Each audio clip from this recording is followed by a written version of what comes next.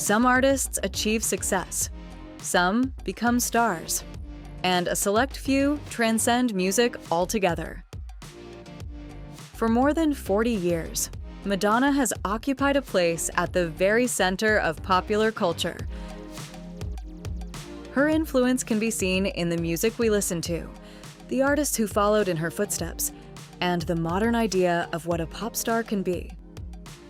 She has sold hundreds of millions of records, broken countless barriers, provoked debate, and repeatedly reinvented herself in ways that have shaped entire generations of performers.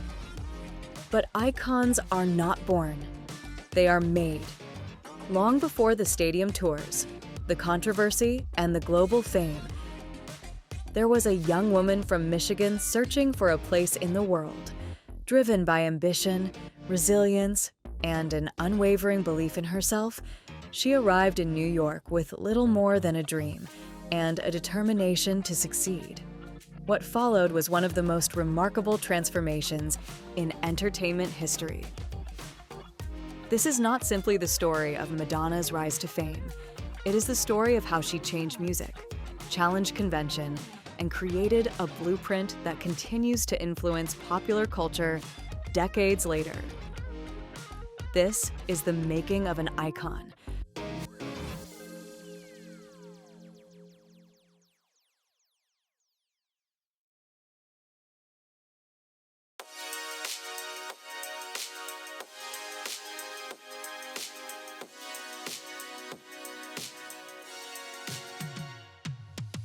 Decades after she first arrived in New York, Madonna's influence is still everywhere. Not just in music, but in the very architecture of modern pop. The idea of the pop star as a constantly evolving identity, shifting eras, visuals, and sound with each new chapter, is now standard across the industry. From Beyoncé turning each project into a tightly controlled visual era, to Lady Gaga transforming identity itself into performance art, to Rihanna reshaping music, fashion, and reinvention as a business model. Today's pop landscape reflects a blueprint Madonna helped establish decades earlier. Even the expectation that artists should continuously evolve has become part of the language of mainstream music. In fashion, performance, and visual storytelling, her influence is embedded in the DNA of popular culture. From MTV-era music videos to today's cinematic album campaigns, from choreographed tour spectacles to meticulously curated public personas, the modern pop star operates within a framework Madonna helped define. But her influence is not only visible in those who follow her lead. It exists in expectation, in the way audiences now demand reinvention, in the assumption that no era should look like the last. And yet, before she became the reference point for modern fame, she was simply a young woman trying to be seen, trying to be heard, trying to exist in a world that did not yet know what she would become. To understand how she reshaped culture, we return to where it began. Before she became one of the most recognizable women in the world, Madonna was simply a girl growing up in suburban Michigan. Born Madonna Louise Ciccone on August 16, 1958, in Bay City, Michigan, she was the third of 6 children in a devout Catholic family. Her father was the son of Italian immigrants from Picentro, while her mother was of French-Canadian descent. Because she shared her mother's name, family members called her Little Nani. Years later, Madonna would joke about the significance of that name. She's actually the third Madonna in her family, the third generation to have the name Madonna. So obviously you can tell it was a strictly Roman Catholic sort of household, which is another profound influence on her that would arise again and again and again. There's a famous quote from Madonna saying that she was born to live up to her name. I mean, when you're named Madonna, you can only kind of be that or a nun. And I think that's sort of the one thing that's always kind of course through her music. There's always kind of this, she's always kind of trying to reconcile contradictions. And I think that's one of the things that's made her so appealing to American society. But long before fame entered the picture, tragedy struck. Very sadly, her mother died when she was 5 years old, and that definitely shaped who she became. It sort of made her a bit of a rebel girl. She's said later in interviews that she didn't have a mother to teach her manners or teach her how to be a girly girl. Too young to fully understand death, she struggled to process the disappearance of the person who had been at the center of her world. Years later, Madonna would describe the feeling as a void that never entirely went away. For the young Madonna, achievement became a way of filling the space left behind. If she could not have her mother's love, she would seek validation elsewhere. She was very close to her mother, and as her mother was battling cancer, she kind of took the lead on that. When her mother died at the age of, I believe, 30, and it affected Madonna greatly. It really affected the relationship she had with her father. Following his wife's death, Madonna's father worked to keep the family together. But when he remarried in 1966, tensions emerged within the household. She had a very strict father and a strict stepmother who later came into the picture and made her sort of become like a real-life Cinderella, always cooking and cleaning and taking care of the younger kids. So she definitely had this burning desire to get out of Michigan and do something different with her life. Like many of her siblings, Madonna struggled to accept anyone stepping into the role once occupied by her mother. As she entered adolescence, she began to rebel. Well, Madonna was a great student when she was in high school. She actually got a scholarship to go to the University of Michigan, which is a very prestigious institution. It was just one of those things where she got really good grades and was a great student, but also there was a rebellious streak to her. She really didn't fit in at school. She was, popular, but because she did a lot of things to get attention. She had, in high school, I think, a reputation as a bit of a weirdo, and she was known for acting up. She, didn't like to be like other girls. She didn't like to shave her armpits or wear makeup. She had a reputation for doing cartwheels and handstands in the middle of the hallway, hanging from the monkey bars and, flipping up her skirt with the boys.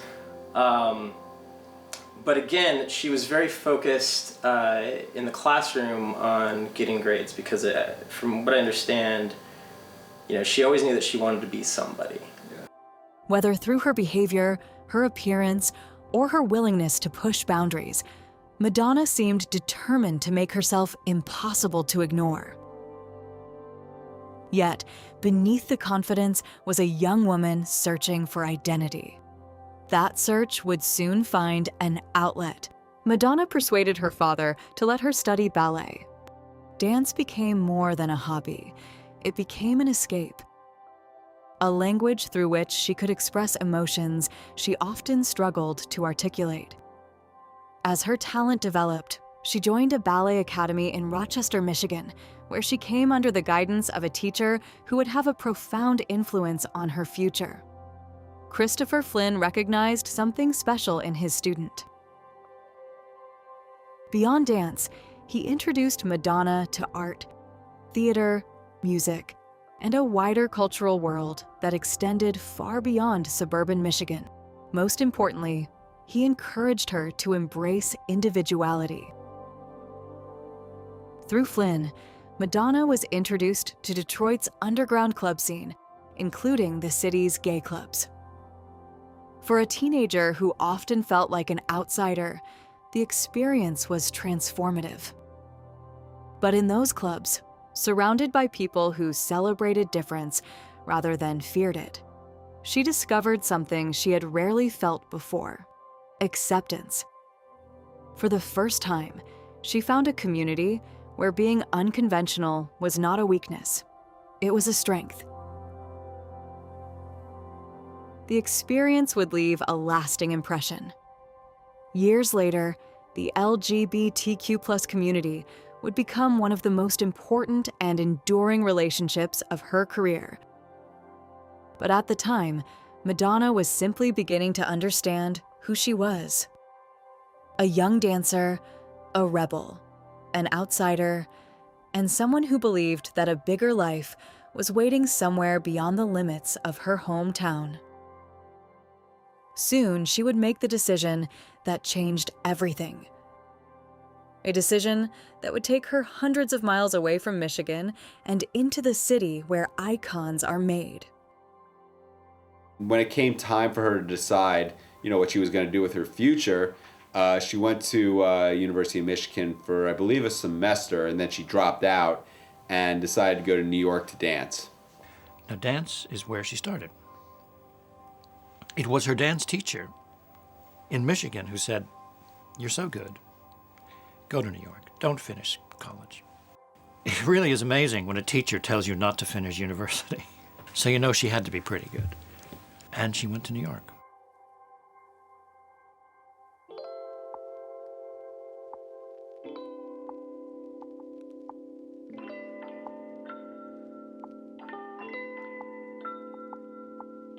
For generations of ambitious young performers, New York represented possibility. For Madonna, it represented everything. It was 1979. Madonna was 20 years old, and she arrived with just $35 in her pocket. Well, I think it's important to remember that the New York City she moved to was very different than it is now. We think of Times Square as being a tourist trap. We think of Greenwich Village as a place where bankers can buy nice little bohemian pads. But it wasn't that at all at the time in 1978. This is when you still have CBGBs going on. You still have the sort of height of disco kind of petering off into a more interesting new wave sort of scene. You have the beginnings of hip hop. You also have a very dangerous area that she moved into that had much more of a character to it. And sometimes it was a frightening sort of character. Unlike the glamorous city celebrated in films and television, the New York Madonna encountered was tough, unpredictable, and often unforgiving. She knew no one. She had little money, and there were no guarantees. What followed was a period of struggle, unlike anything she had experienced before. To survive, Madonna worked wherever she could. She waited tables, she took odd jobs. She lived in modest apartments and stretched every dollar she earned. At the same time, she threw herself into dance training, determined to establish herself as a professional performer. Basically, she gets to New York and, she had all these influences, Broadway musicals, Alvin Ailey, Martha Graham, New Wave hasn't really come into bloom, but disco is obviously kind of hitting the American heartland at this point. These are ideas she has in her head. And then she meets a woman named Pearl Lang, and Madonna's kind of one of her obvious qualities is persistence, and she won't take no for an answer. So she basically manages to pester this woman Pearl Lang. You have to let me dance, you have to let me dance. Finally, she ends up doing it. So she spends her first couple years kind of doing dance, working in theater and musical theater in New York City and trying to kind of get a go. But life in New York was not only difficult financially, it could also be dangerous. Reflecting on her early years in the city, Madonna later revealed that she had been the victim of violent crime and sexual assault. So in her early years in New York, Madonna suffered a terrible trauma. She'd been working late at night, she'd been doing rehearsals at all hours, and she was walking home one night and two men accosted her and forced her into an alley at knife point.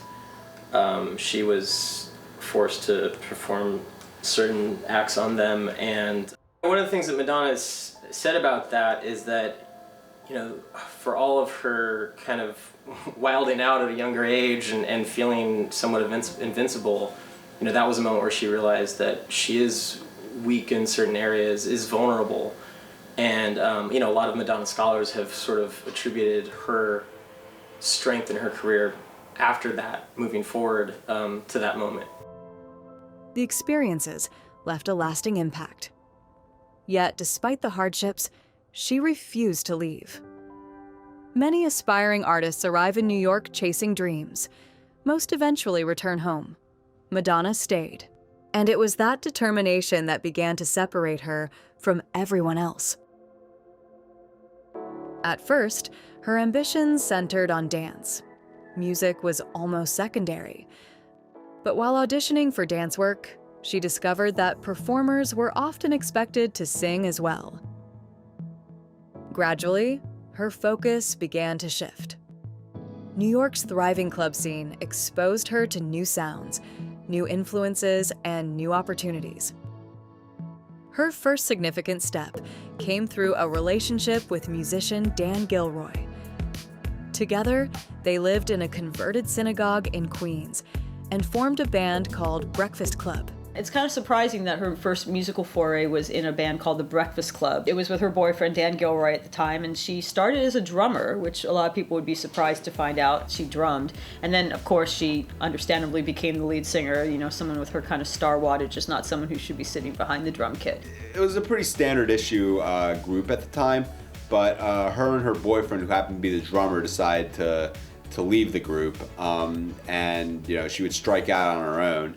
And eventually, you know, through mutual friends, she would get a meeting with Seymour Stein, who was an A&R of Sire Records. The label executive immediately recognized her drive. In 1982, Madonna signed a recording contract. It was the opportunity she had been working towards since arriving in New York. Her debut single, Everybody, followed soon after.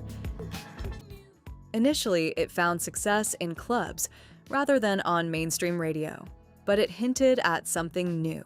At a time where there really wasn't a whole lot of disco music going around, you know, it was the early 80s, really at the tail end of the disco sucks era. It was a very rare sort of thing. For Madonna, New York had been more than a destination. It had been a proving ground. The city had tested her resilience, challenged her ambitions, and forced her to reinvent herself. And now, after years of struggle, the rewards were beginning to appear. The aspiring dancer from Michigan was becoming something else. And as the 1980s began, both Madonna and popular music were about to change forever.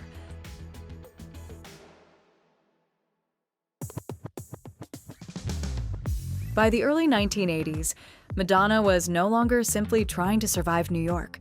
She was beginning to shape it. The release of her debut album in 1983 marked a turning point, as songs like Holiday, Lucky Star, and Borderline began to circulate far beyond the club scene that had first embraced her. And she managed to write songs that were commercial enough, co-writing with good partners, so that they stood out as songs as well as dance chart items. Most number ones on the dance chart are never heard by the general public because they don't cross over to radio. But she had Lucky Star, Everybody, Holiday. They were all on the first album, and they all worked both on the dance floor and on the radio. What emerged was not just a new artist, but a new sound that reflected the growing energy of dance culture in the city and beyond. At the same time, a new platform was transforming the way music was experienced: MTV. For Madonna, music television arrived at exactly the right moment, offering something radio never could: a direct link between sound and image. She understood immediately that success in this new landscape would depend not only on how music sounded, but on how it looked.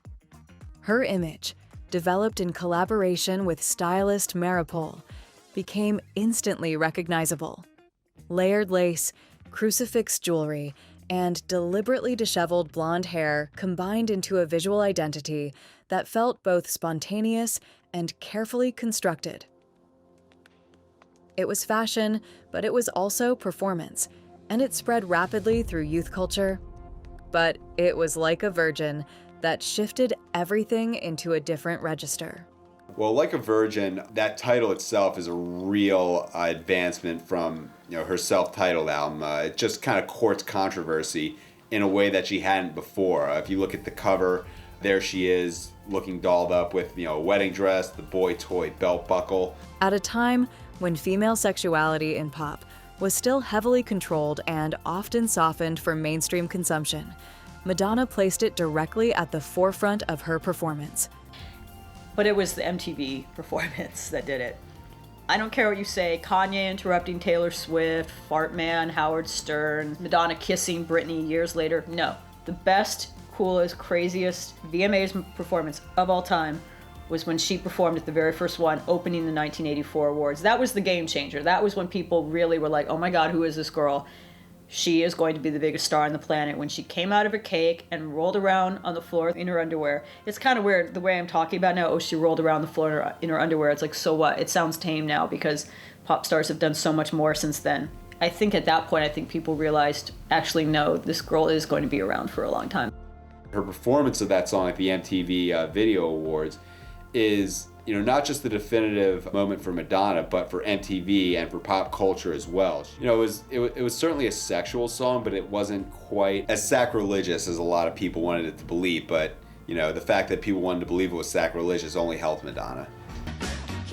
Anyone who hears the song knows that it's, not necessarily about, offering herself out as someone who's promiscuous. It could be really about anything. It's a really ambivalent song. It's just that, this relationship makes me feel brand new and fresh, but Madonna, in her ability to manipulate and be controversial, used the imagery in her favor. Just the use of the word virgin set people on edge. I like to provoke people, but I don't think about the danger of it.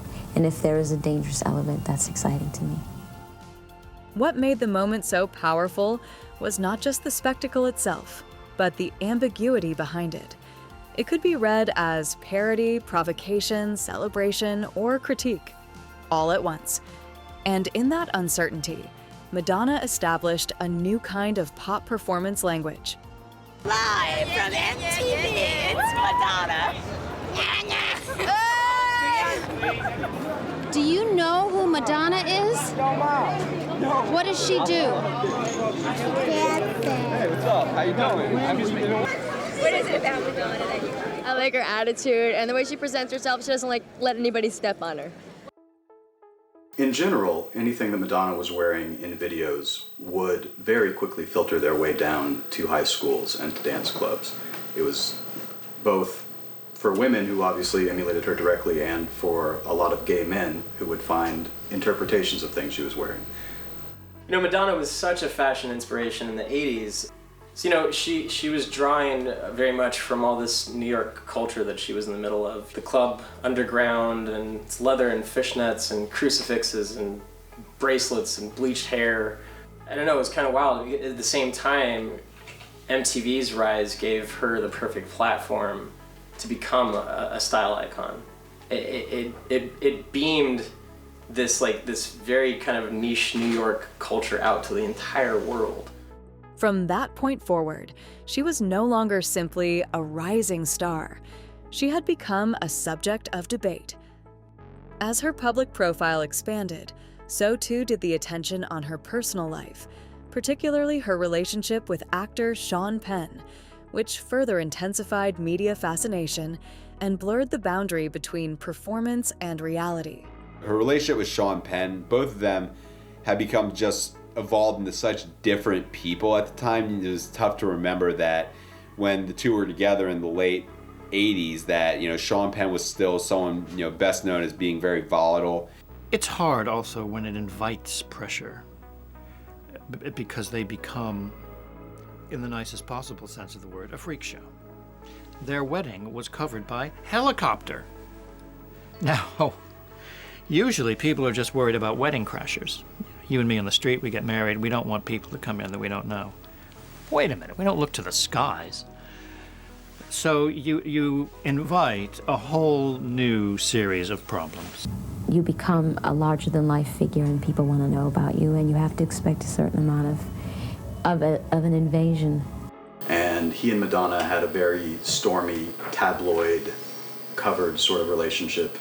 There were elements of Elizabeth Taylor and Richard Burton in their relationship, and it didn't last particularly long. Yet even as scrutiny increased, her commercial success continued to grow. With True Blue in 1986, Madonna reached a new level of global dominance. The album produced multiple international #1 singles and established her as one of the most commercially successful artists of the decade. But it was Papa Don't Preach that revealed the extent of her cultural influence. A pop song that touched on teenage pregnancy, personal choice, and religious tension. It sparked widespread debate and divided opinion in a way few mainstream singles ever had. Just imagine what it was like in the mid-'80s to have a song which message was, I'm keeping my baby. It made people a lot of uncomfortable, most of the best things Madonna has done. And it's just, it offers a pop song, but it offers a message for people who are just in the business of criticizing pop music or anything to just say, this is morally irresponsible, this song is morally irresponsible, her views, this woman is a troublemaker and, she needs to be silenced. And on the other side, you say, well, she's being incredibly provocative. This is someone who's more necessary than ever. Madonna did not retreat from the controversy. She engaged with it. To me, the definition of being an opportunist is someone who seizes the moment and gets the most out of what they can. And, certainly never having the intention of hurting anyone. By the end of the 1980s, Madonna was no longer simply part of pop culture. The young woman who had arrived in New York with nothing had become one of the most visible figures in the world. And she was only just beginning.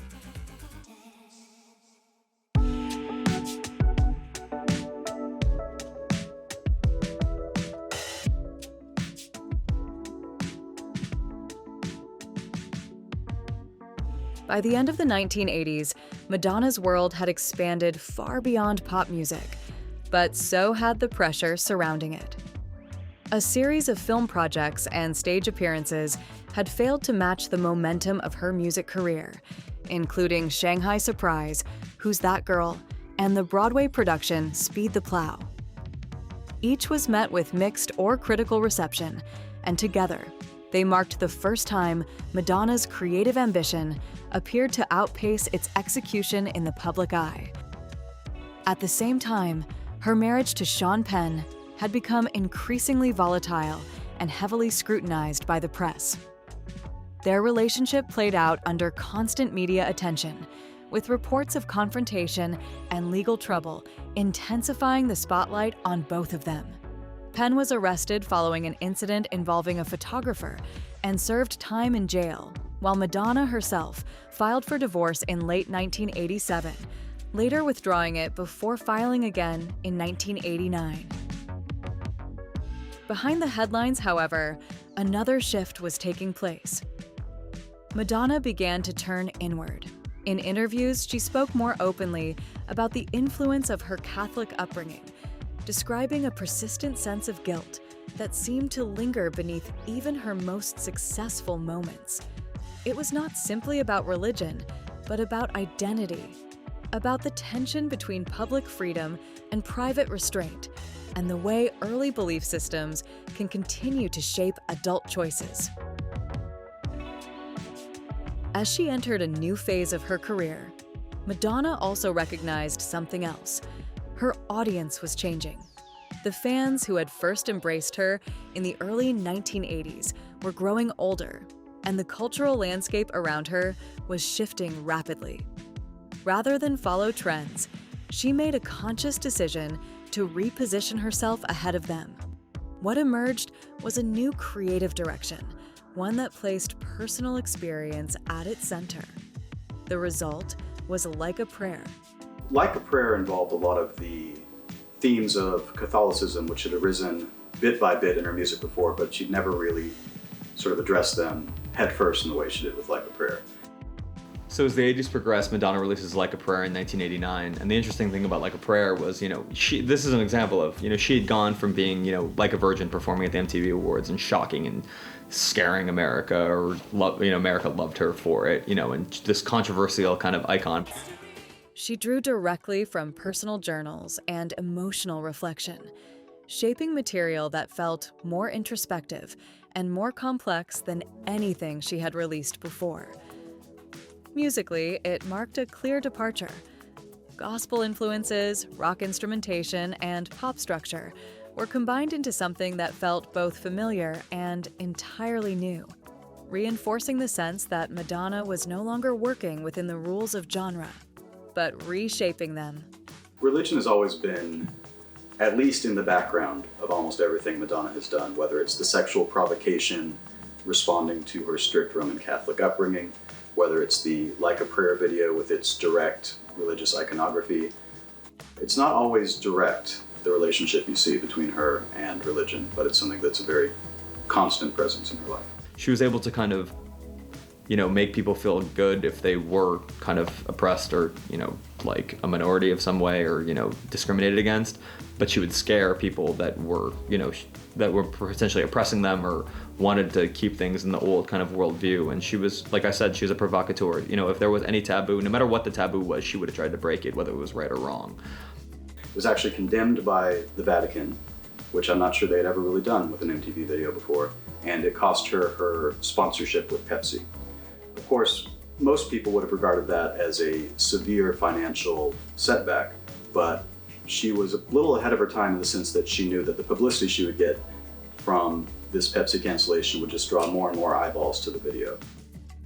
But, for the first 20 years of her career, for the first 15 years of her career, there was nobody that could, kind of bottle up that combination of like, these different themes of like sex and lust and rebellion and, racial mixing and all these different things that were kind of like simmering in America, and she'd kind of put them out in the light. And, and obviously like, there's political things going on beneath it, but no one had ever dealt with it in a pop forum on MTV, at the MTV Movie Awards. It's like everyone was watching that, you couldn't ignore it. And, she was able to make you never be able to turn your head away.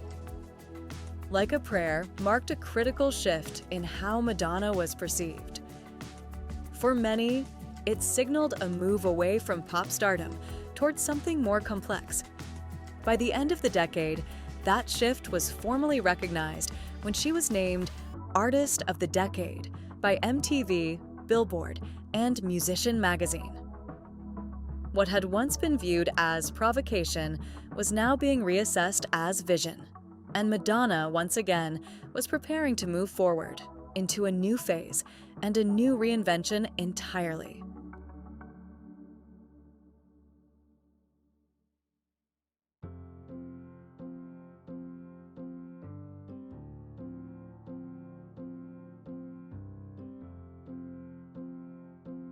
As the 1990s began, Madonna occupied a position few entertainers ever achieve.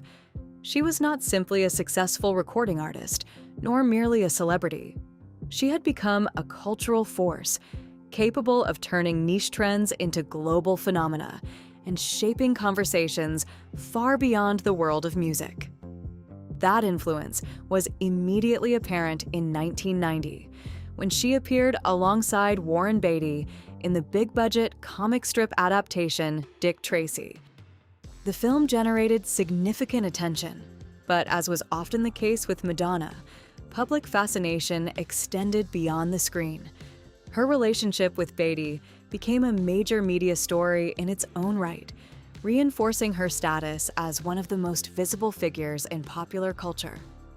Accompanying the film was the soundtrack album I'm Breathless. Among its songs was a track that would become one of the defining records not only of Madonna's career, but of the decade itself, Vogue.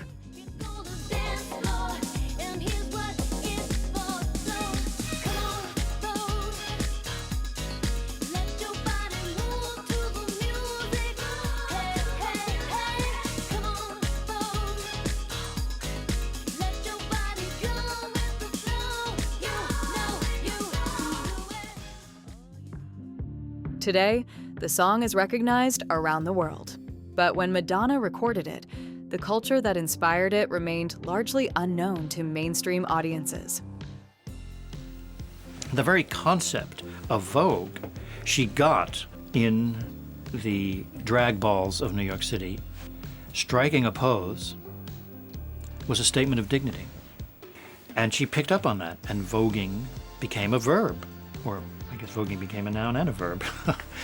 And it was a perfect example of her, with her ear picking up a frequency that most people weren't hearing and making it her own. As elements of ballroom culture began to emerge into wider public consciousness, Madonna recognized its power.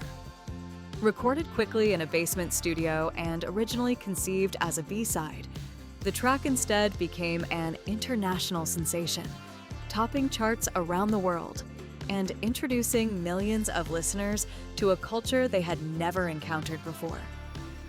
And Vogue itself, most people thought maybe it was about the magazine or whatever, but it was actually about a dance style and, just kind of this art underground that was happening in New York.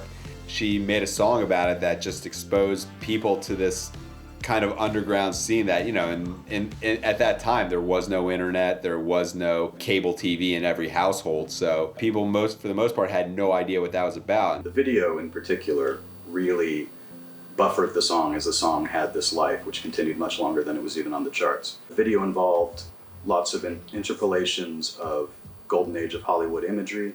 The video for Vogue was also obviously directed by David Fincher, who would later direct videos for Paula Abdul and a number of other people before finding his current career as an auteur. Shot in striking black and white, the video blended old Hollywood glamour with contemporary dance culture, creating imagery that remains instantly recognizable decades later. But perhaps the most powerful expression of the song came on stage. At the 1990 MTV Video Music Awards, Madonna and her dancers performed Vogue in elaborate 18th century inspired costumes, transforming the award ceremony into a theatrical spectacle that remains one of the most celebrated performances in MTV history. By this point, Madonna had mastered something few artists ever achieve. Reinvention was no longer an occasional strategy. It had become the foundation of her career. Yet, if Vogue represented Madonna at the height of her influence, the next phase of her career would reveal just how far she was willing to push the boundaries of popular culture. Released in 1992, the album Erotica explored themes of desire, intimacy, fantasy, and power with a level of openness rarely seen in mainstream pop music at the time. Alongside it was Sex, a coffee table photography book featuring Madonna in a series of provocative and highly stylized images. The project generated an extraordinary media reaction. During the early 90s, Madonna was really just diversifying her bonds, so to speak, at a time when the record industry was just making more money than ever. She had the Sex book, which was as controversial as you might expect. It had a lot of imagery that wasn't particularly well received amongst middle America. Critics accused her of courting controversy for its own sake, while supporters argued that she was challenging long-standing double standards around sexuality, particularly those applied to women. Newspapers, television programs, and commentators debated the project for months. For Madonna, however, the project represented more than shock value. Nobody would have said, hey, let's make a $150 coffee table book of explicit photos. I mean, nobody said that to any pop star ever. Can you imagine anybody saying that to Barbra Streisand? No was the answer immediately.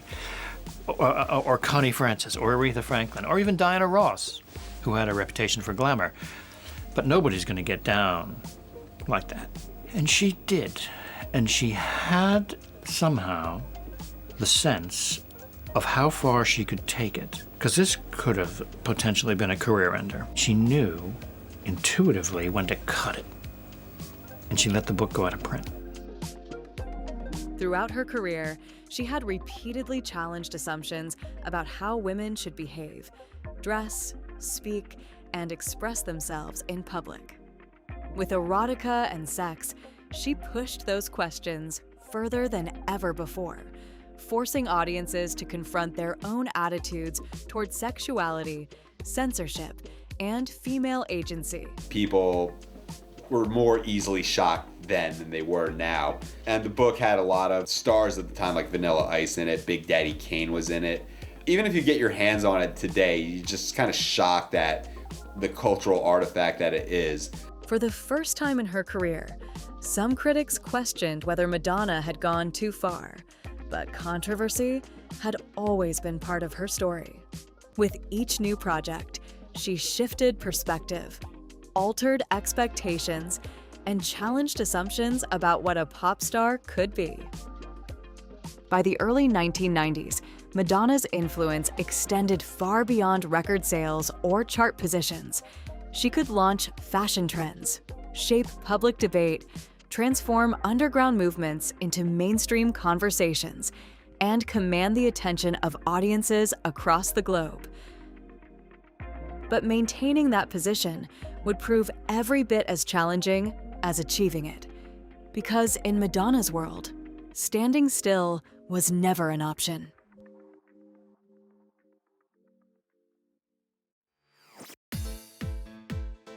By the mid-1990s, Madonna had spent more than a decade at the center of popular culture.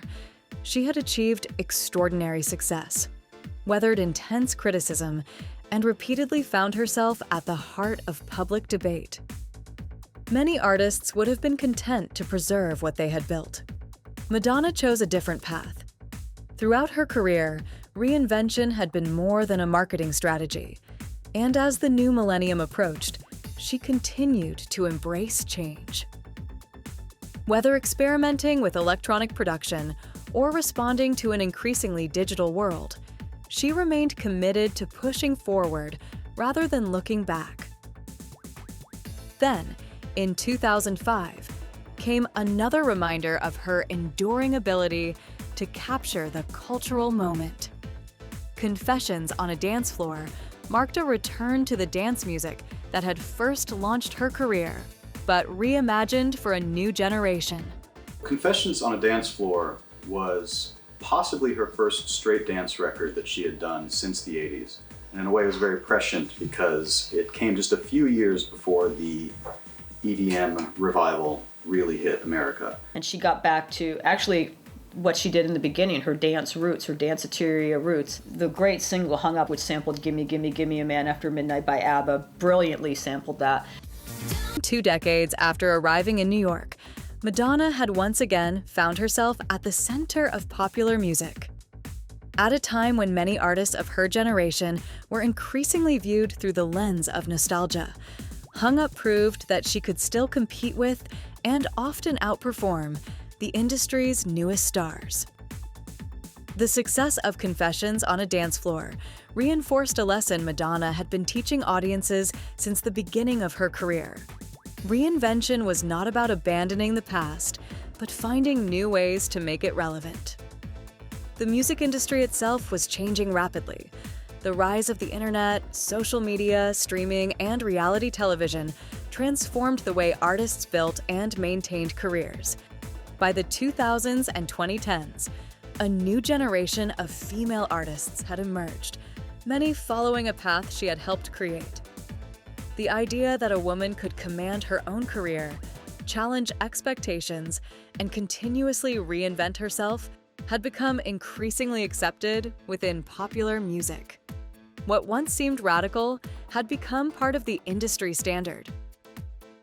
Meanwhile, Madonna continued to tour, record, and perform on a global scale, maintaining a level of visibility that few artists from her generation could match.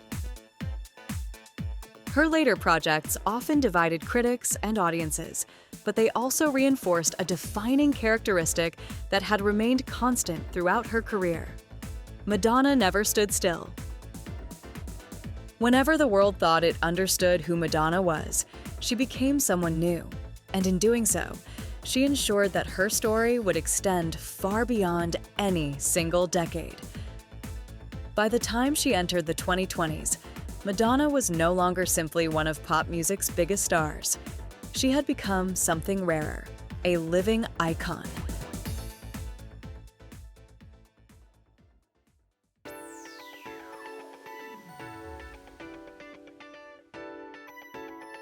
More than 4 decades after she first arrived in New York, Madonna remains one of the most examined, debated, and recognizable figures in popular culture.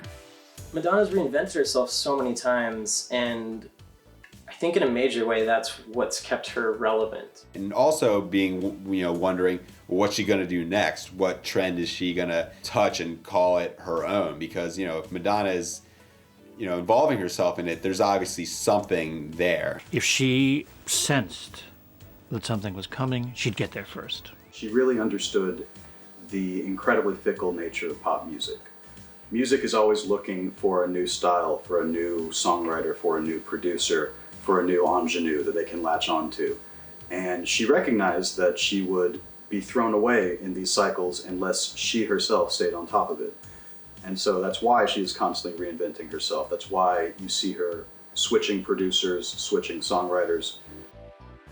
In the 2020s, that instinct for reinvention has remained as present as ever.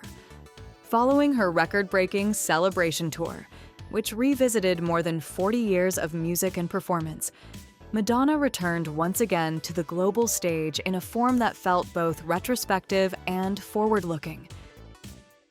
The tour did not simply present her catalog as history, but as a living archive, each era reactivated, reinterpreted, and placed back into circulation for a new generation of audiences. Alongside that, she continued to engage directly with contemporary music culture, collaborating with a younger wave of artists and producers, and maintaining a presence that exists firmly within the present tense of pop rather than the nostalgia of legacy. That presence reached a new peak at Coachella, where she appeared on stage with Sabrina Carpenter for a surprise performance of her new single, Bring Your Love.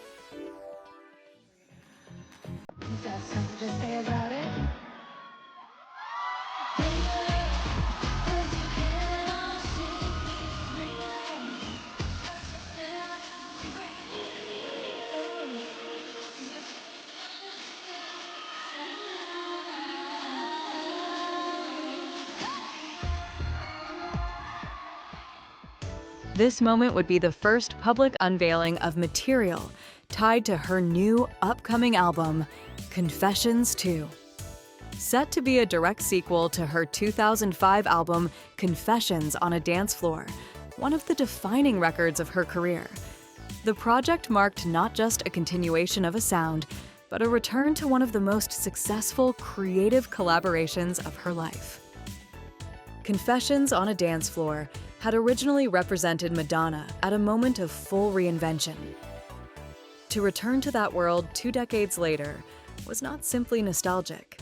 It was strategic, a reminder that the cycle of her career had never been linear, but constantly recursive.